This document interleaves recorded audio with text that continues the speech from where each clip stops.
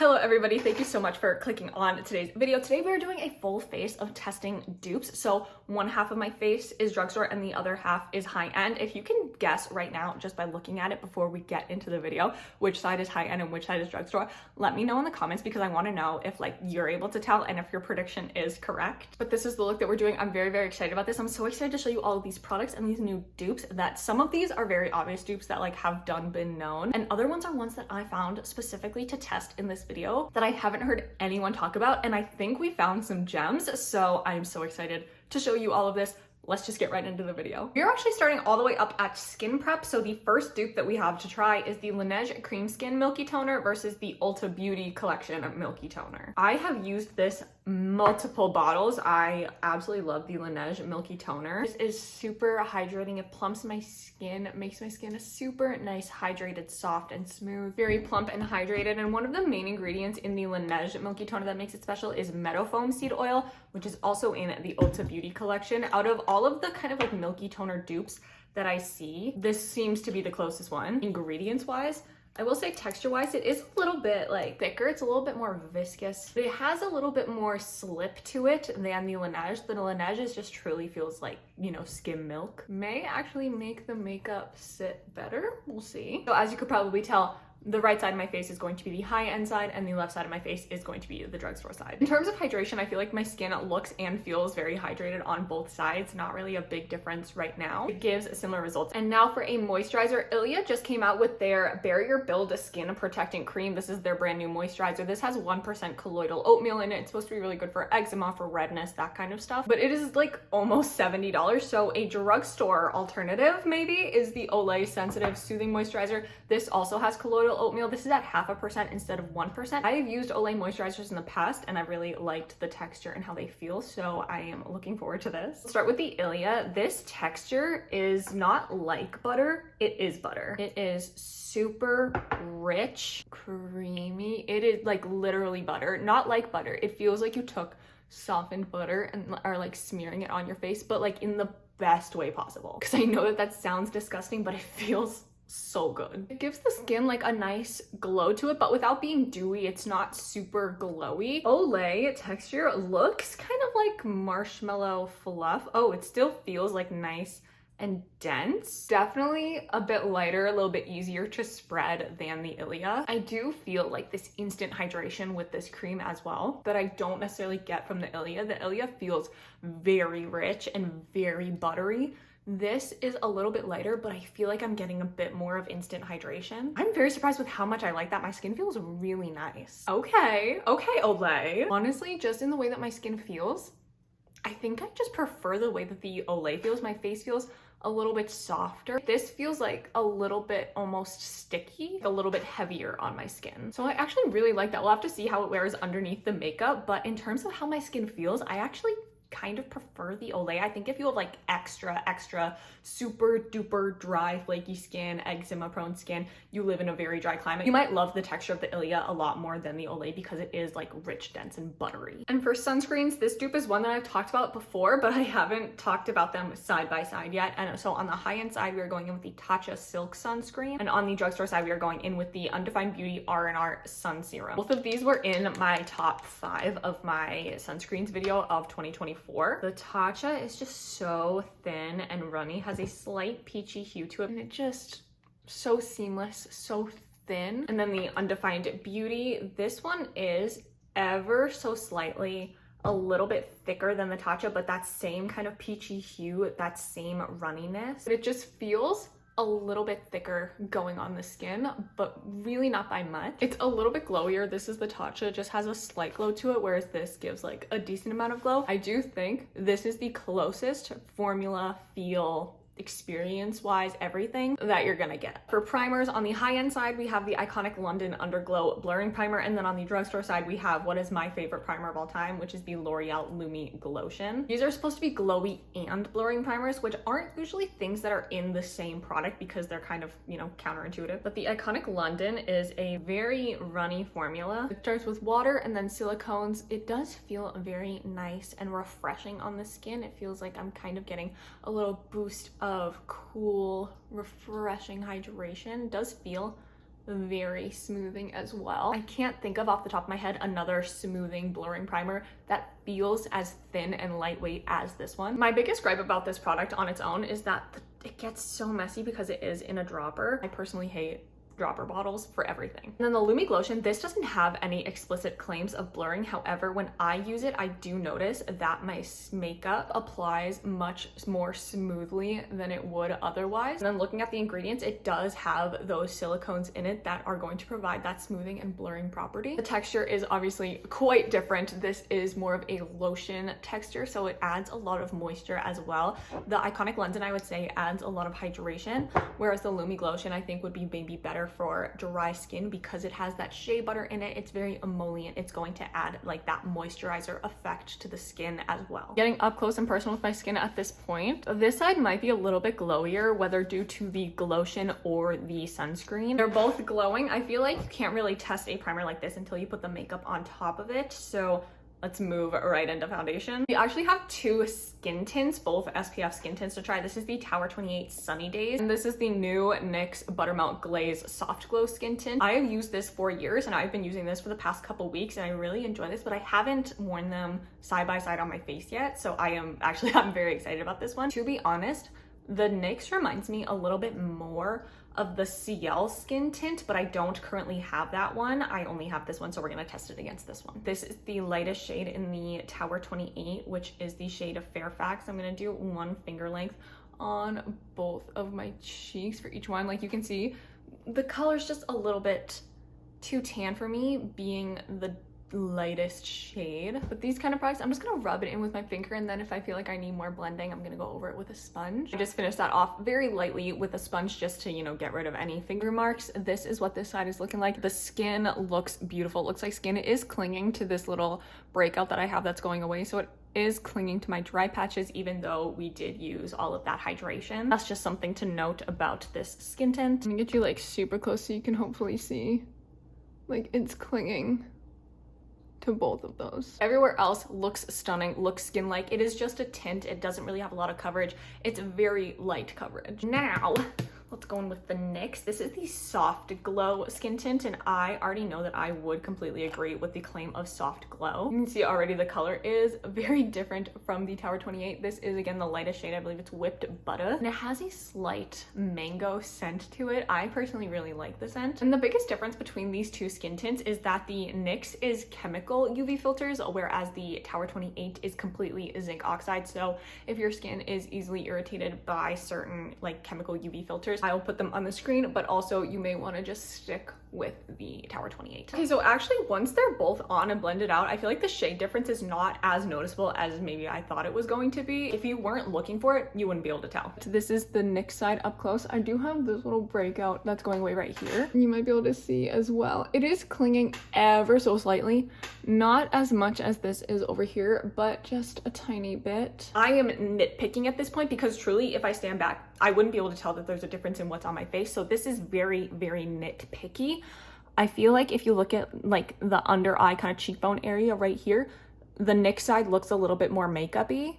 I'm gonna try and get it out of the glow of the light. This side just looks a little bit more makeup-y, whereas this side just looks more natural and like skin. So I will give that point to the Tower 28. However, I understand that that is very, very, very nitpicky. I for sure don't think that you need both of them. That's how close I think they are. I think this is the dupe that I'm the most excited about in the entire video, and both of these are brand new, just launched. The Kosas Revealer Extra Bright Brightening Color Corrector and the Essence Conceal and Correct. These are both under eye color correctors, brighteners. They both launched like on the same day. This is $30 and this is $4.99. I think that that's the biggest price difference overall in the entire video, which makes me so excited about this. Let's start again with the high-end side. This is the color corrector in the shade Magic. This is a very bright pink, I will say. It's giving bubblegum. That is a very, very bright, very bold pink. And then the Essence side, this is in the shade color 01 Light. And this, you can see it is bright as well, but it's almost more of a salmon color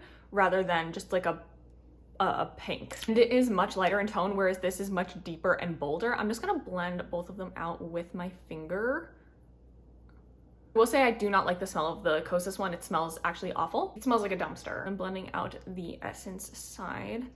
This is much more, I don't know if I would say sheer, but more offering a veil of correction rather than like, this is bold, it's punchy, it's pink. I feel like this is still acceptable to leave the house. This is not. This is not acceptable to leave the house, one and done. This could be a very nice one and done product. I have worn it like that before, just this, tapped out under the eye a little bit, and then I'm ready to go. No need for additional concealer on top. This is a very lightweight formula. Let me put some on the back of my hand, you can see.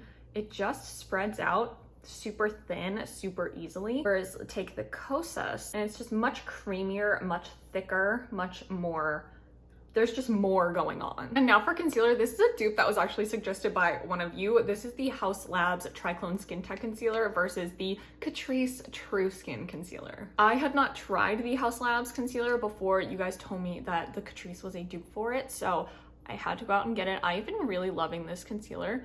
It looks so natural under the eyes, and it doesn't really crease or settle that much on its own, but it still offers a solid amount of coverage. And I'm just going to put the Catrice on the drugstore side. I have both of them in the shade 1. They are both neutral undertones. Blend out this Haus Labs, blend out the Catrice. And these are both good, like high cover concealer, like medium to full coverage. And I hope that you can still see that pink corrector through the Haus Labs, because that is how pigmented that corrector is. That's another reason why I don't necessarily love it under the eyes. Do you see how heavy this under eye looks? This is not a heavy concealer, flexible, very skin-like, but this is so heavy looking, and it's because of the Kosas corrector. So I know that these perform very similarly. I did a side-by-side test on my TikTok. I will have that link down below for you so you can watch that wear test video. This goes back to the correctors. I really like the Essence one. I really don't love the Kosas one. And then I'm just gonna highlight the rest of my face with these concealers, sticking with the sides. And then hopefully this will be a fair assessment. You can see on the chin, on the smile lines, and on the forehead, they look the same. It is a very, very good dupe. This corrector just makes the Haus Labs concealer look like garbage. And our next dupe is actually blush. So on our high-end side, we have the Tower 28 Beach Please blushes. And on the affordable side, we have the Made by Mitchell Curve Case. Now, this is technically more expensive than the Tower 28. However, you get 8 colors in here, so the price per color ends up being less than the $20 Tower 28 blush. And these are both just like ultra creamy formulas, so I thought I just wanted to see them side by side. I haven't heard anyone say this is a dupe. This is just like my own testing.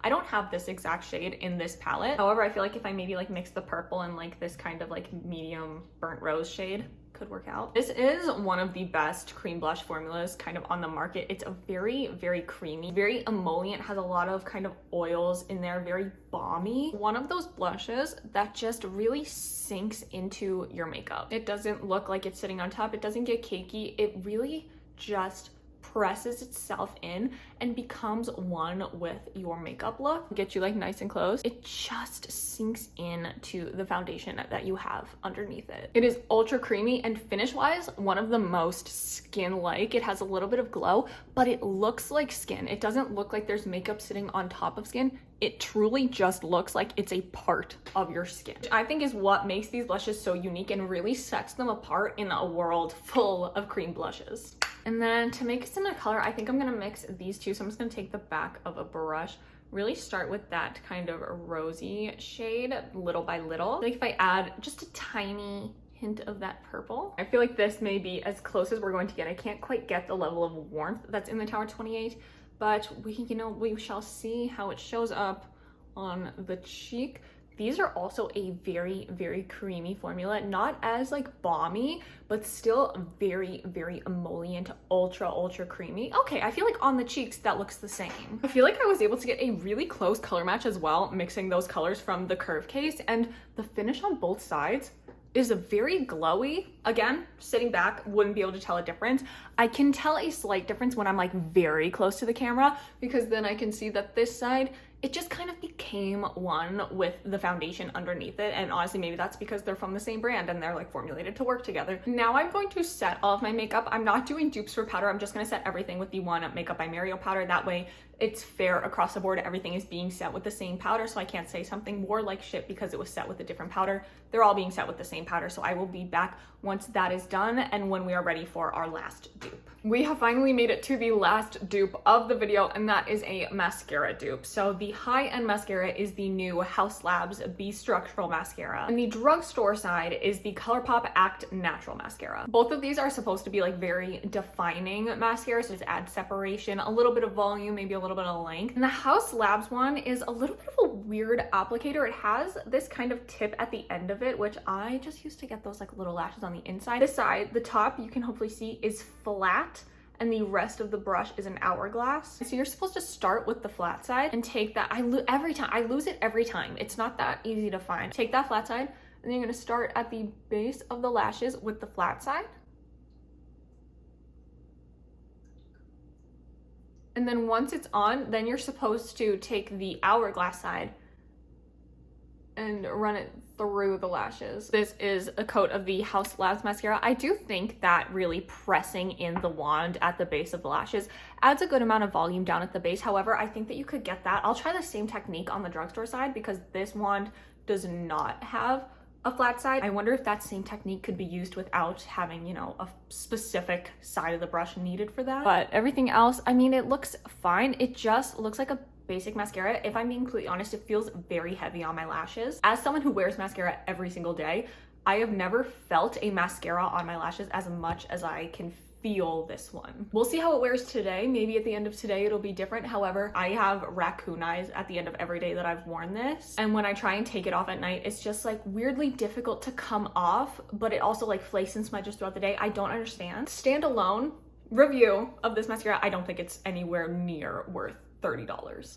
But anywho, let's go in on the drugstore side. This is the ColourPop Act Natural Mascara. Again, here's another little close-up of the wand. It's just round. I'm gonna try that same technique that the Haus Labs said to do, which is press at the base and then run it through.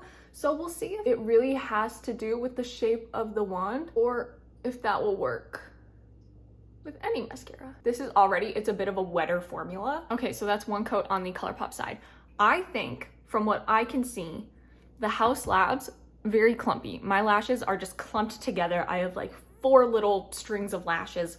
I don't think it looks good. The Act Natural Mascara did a really good job of separating my lashes. I will say I don't think it gives as much length as the Haus Labs. I think the Haus Labs does give a little bit more length to the lashes. The technique of just pressing did the same. I feel like I see the same amount of volume and depth of color. So I actually don't think it really has to do with the brush that much. More of the technique of just pressing it. I feel like that's really just kind of like stamping on like kind of an eyeliner. So I think that's more of a technique. I think it's really cool that they marketed this with a technique. I think that that really kind of set them apart, but the technique is not exclusive to that mascara. So this is the final look. I think a lot of them turned out really good. Even knowing that one half of my face is drugstore and one half of my face is high-end, I really cannot tell. Not even in the slightest. I'm trying to find it all. It looks so similar. If I was looking for things, I would be able to tell a difference in like the mascaras, maybe definitely the under eyes. People, I'm gonna get some looks at the grocery store today. But other than that, I think everything looks really good. We have to see how it holds up throughout the day. So I will be back at the end of the day just to do a check-in, see how everything wore, if everything held up the same, because yes, everything looks really, really good now. If something starts breaking apart at the end of the day, I want to be able to show you that. Okay, it is now the end of the day. This makeup has been on for 8 hours. I'm gonna get you all nice up close and personal so you can see how the makeup has laid on both sides. This side is the high-end side and this side is the drugstore side. So let's go through everything category by category. The Milky toners. I think that the Ulta Beauty collection is a phenomenal affordable option for the Laneige. They both hydrated my skin really well, felt really nice, that kind of instant plump to your skin. Really, really, really great affordable alternative. The Ilia Barrier Repair Cream and the Olay Sensitive Soothing Moisturizer, both with colloidal oatmeal, really great if you have a really dry eczematic skin. Texture wise, they are on different planets. The Ilia is straight softened butter, and this is more lightweight, very hydrating. This is easier to spread on the face, but I do feel like my makeup laid beautifully on top of both of them. So it's really just gonna be a preference of texture. For sunscreens, the Undefined Beauty is going to be the closest thing that you're gonna find to the Tatcha, so a really great alternative. Into primers, Iconic London on the high end side and L'Oreal Lumi Glotion. I think that the makeup has laid smoothly. There's that soft glow coming through from the makeup on both sides. Even like chin, smile lines, just around the face, forehead, I can't really tell a difference in the smoothness of my makeup. Again, I really think it's going to be a preference of texture. Do you want something that's more of like a lotion, or do you want something that's a little bit more runny, a little bit more refreshing of a feel? Into foundations, the Tower 28 versus the NYX. I do think that the Tower 28 is just a little bit more skin-like. It has a little bit less of that makeup-y look, but that is, again, being very nitpicky. The under eye correctors, this is the biggest win, I think, for the drugstore in this entire video. The Kosas corrector is just not it. Do not be fooled. Do not go pick this up. It is not that great. It is actually pretty bad. Look at how dry and heavy my under eye looks on the Kosas side. It's creased a little bit on the Essence side, but nothing, I hope it's picking up on camera, nothing like how bad it looks on the Kosas side. But I am obsessed with this Essence Correcting Conceal. I would pay much more than $4.99 for this. I am so glad that it is only $4.99 though. Haus Labs Concealer and the Catrice True Skin Concealer. On the face, like the chin, the nose, and the forehead, they look very, very similar. I cannot tell that there are two different concealers around my face. The under eye corrector did the Haus Labs dirty, but even so, I think that the Catrice is a really great alternative to the Haus Labs. Surprise dupe of the night is the Made by Mitchell Curve Cases and the Tower 28 Sunny Days.